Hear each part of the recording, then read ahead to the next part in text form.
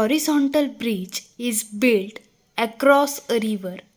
A student standing on the bridge throws a small ball vertically upwards with a velocity 4 meter per second. The ball strikes the water surface after 4 seconds. The height of the bridge above the water surface is. हा question 2023 नीटमध्ये विचारला गेलेला आहे. या क्वेश्चनमध्ये एका रिव्हरच्या across एक horizontal bridge आहे. त्या ब्रिजवरती एक स्टुडंट उभा राहिलेला आहे आणि त्या स्टुडंटने एक बॉल वरती थ्रो केलेला आहे with the velocity of 4 metre per second. हा बॉल वरती काही हाईटपर्यंत जाईल आणि जेव्हा वरती गेल्यानंतर त्याची वेलॉसिटी 0 होईल तेव्हा तो परत खाली येईल. हा बॉल जेव्हा वॉटर सरफेसला येऊन स्ट्राईक झालेला आहे तेव्हा त्याला 4 सेकंड एवढा वेळ लागलेला आहे.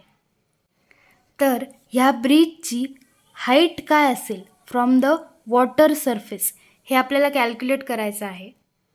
हा बॉल जेव्हा वरती जाईल आणि तिथून परत खाली येईल ह्याच पोझिशनला तेव्हा त्याची व्हेलॉसिटी ही परत 4 मीटर पर सेकंड एवढीच असेल. सो हाईट कॅल्क्युलेट करण्यासाठी आपण सेकंड कायनेमॅटिकल इक्वेशनचा यूज करू. So S is equal to UT plus half AT². इथे U ही इनिशियल व्हेलॉसिटी असेल जी बॉलची इथली व्हेलॉसिटी असेल 4 metre per second. Then A हा ॲक्सिलरेशन ड्यू टू ग्रॅव्हिटी आहे, त्याची व्हॅल्यू आपल्याला दिलेली आहे जी is equal to 10 metre per second square. फक्त आपल्याला इथे टाईमची व्हॅल्यू माहिती नाही आहे.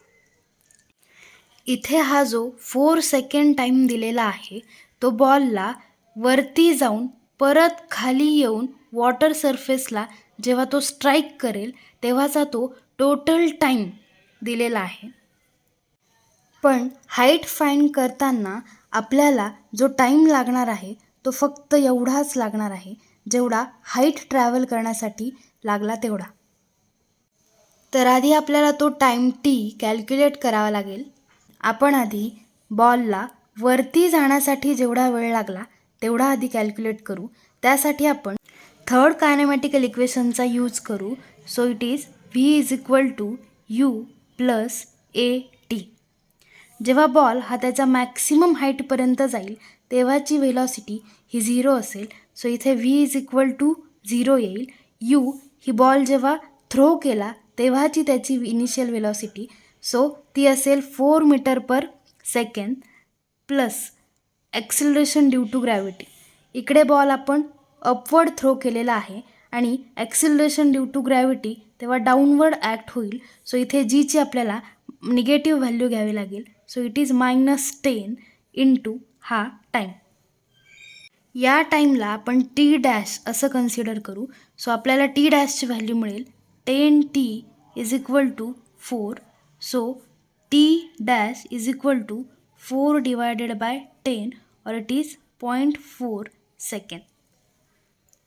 बॉलला इथून वरती जाण्यासाठी 0.4 सेकंड एवढा टाईम लागलेला आहे. तेवढाच टाईम त्याला ह्या पोझिशनपर्यंत येण्यासाठी लागेल. सो टोटल टाईम इथून बॉलला इथपर्यंत येण्यासाठी जो टाईम लागेल तो असेल 0.8 second.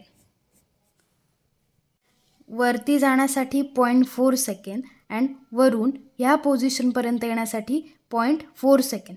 So 0.4 plus 0.4 it is 0.8 second. पण आपल्याला जो टाईम पाहिजे आहे तो ह्या हाईट ट्रॅव्हल करण्यासाठी जो टाईम लागला तो कॅल्क्युलेट करायचा आहे. सो जो इथे टोटल टाईम दिला होता 4 सेकंड त्यातून हे 0.8 सेकंड मायनस करावे लागतील तेव्हा आपल्याला हा T मिळेल. So T is equal to 4 second minus 0.8 second. So it is 3.2 second. आता ही जी टाईमची व्हॅल्यू आपल्याला मिळालेली आहे ती ह्या फर्स्ट इक्वेशनमध्ये पुट करा.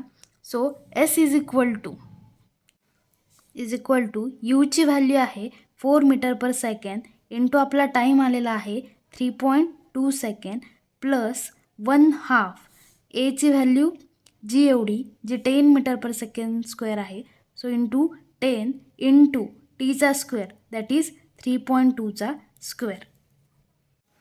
4 इंटू 2 8, 4 3 12, सो 12.8 प्लस ह्या 2ने ह्या 10ला डिवाइड होईल, सो 2 1 2, 2 5 10, सो 5 इंटू 3.2 इंटू 3.2.